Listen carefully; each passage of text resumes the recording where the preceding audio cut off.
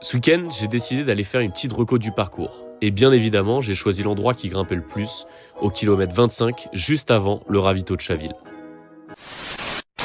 Salut, je m'appelle Lucas et je raconte ma prépa la plus écologique possible pour le 45 km de l'Eco-Trail Paris.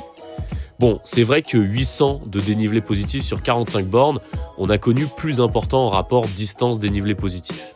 Mais après coup, je peux vous dire que je ne regrette pas du tout d'être allé reconnaître le parcours, bien au contraire. Grosso modo, j'ai reconnu du kilomètre 25 au kilomètre 30. Je me suis dit que c'était le bon endroit car on aura déjà quelques kilomètres dans les pattes et que même si on est en Ile-de-France, on peut pas dire que c'est une partie bien roulante. Après le ravito, on a grosso modo 1 km pour digérer sur un faux plat descendant puis ascendant. Mais une fois traversé la route, le gros commence. On longe la mythique côte du pavé des Gardes, celle qui avait fait tant parler lors du marathon pour tous des JO, avec des passages à 18%.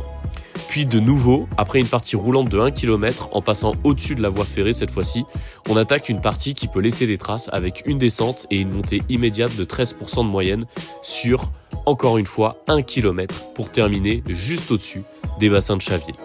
Moi qui voulais tester si j'étais en mesure de courir les montées de cette portion, j'ai vite compris qu'avec les 27 km que j'aurais a priori déjà dans les jambes, que ça se fera en marchant ou bien même à quatre pattes.